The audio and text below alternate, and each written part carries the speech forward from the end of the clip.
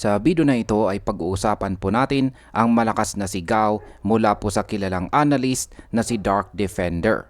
Ayon sa kanya, ang pag-akyat ng presyo ng XRP ay hindi lang posibilidad kundi isang bagay na inevitable o halos hindi na mapipigilan.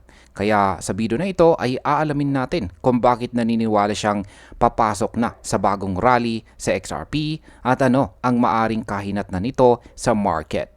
Kaya yan, bago po tayo magpatuloy ay pakibasa na lamang po muna ang disclaimer dito po sa ibaba ng ating screen.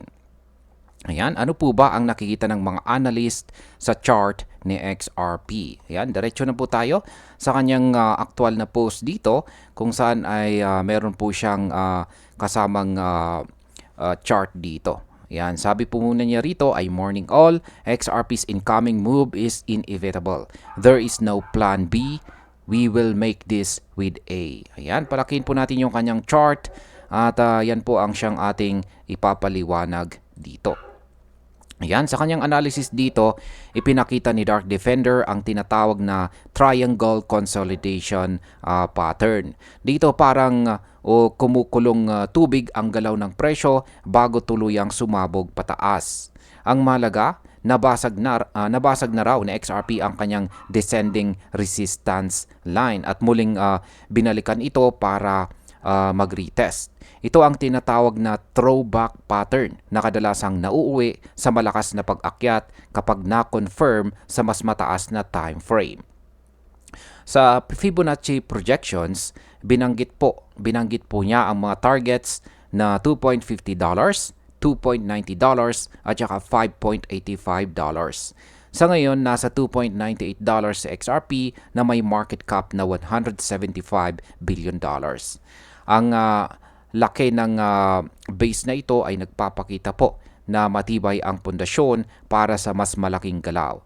Kapag nagkaroon po ng daily close sa itaas ng resistance line kasabay ng malakas na volume, malaking sinyalis po ito na handa na ang rally. Sa market impact, kung magpatuloy po ang pattern na ito, posibleng makakita po tayo ng panibagong wave ng FOMO buying na siyang magtutulak kay XRP lampas sa presyong $3 at magbubukas ito ng daan papunta sa mas mataas na presyo. Ayan, dito po sa chart, ang simpleng paliwanag po rito ay hinihintay po natin ang breakout sa kulay puti na pababang linya na yan.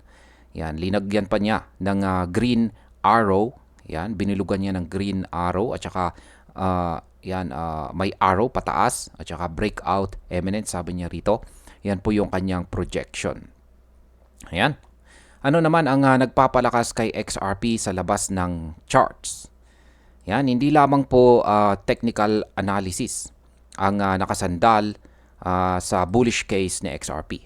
Sa kanyang macro side, dumadami po ang institutional engagement. May mga custodians na tumutulong po sa transaction ng XRP at tumataas ang liquidity sa mga malalaking exchanges. Bukod pa rito, patuloy na ginagamit ng mga payment providers at fintech companies ang XRP Ledger bilang mura at mabilis na settlement network. Malaking bagay ito lalo na sa mga rehiyong matindi ang cross-border remittances. Dagdag pa, noong December 2024, inilaunch ng Ripple ang RLUSD na nagbigay ng liquidity boost. Pero hindi dito natatapos ang kwento. Ang totoong lakas ay lumalawak na ito po yung lumalawak na ecosystem ng XRPL. May cross-chain interoperability na tumutulong para mas mapabilis ang asset transfers sa iba't ibang blockchain kasama na ang integration ng Axelar.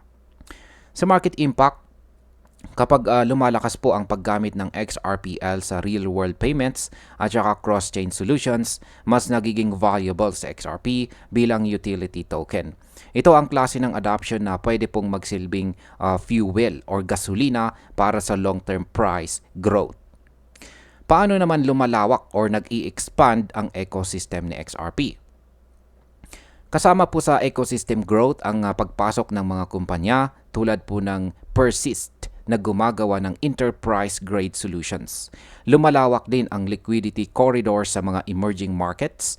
Ibig sabihin, mas nagagamit po sa XRP sa totoong settlement needs. Sa DeFi side naman, may mga bagong protocols NFTs at tokenization platforms na inila-launch po sa XRPL. Habang lumalawak po ang gamit ng network, tumataas din ang demand para kay XRP. Kahit ibang analyst tulad po ni Egrag Crypto at Ali ay nagbibigay ng bullish targets. Sinasabi po ni Ginong Egrag na pwedeng umakyat sa XRP sa presyong $5 hanggang $7 kung tama po ang takbo ng technical structure. Si Ginong Ali naman ay nagsabi na ang historical fractals ay kayang umabot ng dahil po sa historical fractals ay nagpapakita daw ito na kayang umabot ng hanggang $6 ang presyo ni XRP sa susunod na bull cycle. Kaya sa market impact, kapag nagtuloy-tuloy po ang ecosystem expansion at suportado ng mga malalaking kumpanya, posibleng makakita po tayo ng massive inflow ng capital na siyang magtutulak kay XRP lampas sa kanyang kasalukuyang all-time high. Ngayon ay ano po ang dapat nating bantayan bilang mga traders at investors? Ang kombinasyon ng bullish technicals at saka ecosystem growth ay nagbibigay po ng compelling case para kay XRP. Pero kahit bullish po ang mga projections, importante pa rin ang validation. Ang dapat po nating bantayan ay ang clean breakout sa resistance na may mas kasamang malakas na volume. Ayan, check po natin ulit yung kanyang chart. Para sa mga traders, huwag po nating kalimutan na gumamit ng risk management. Kasama po dito ang stage entries, stop loss orders at saka profit taking strategies.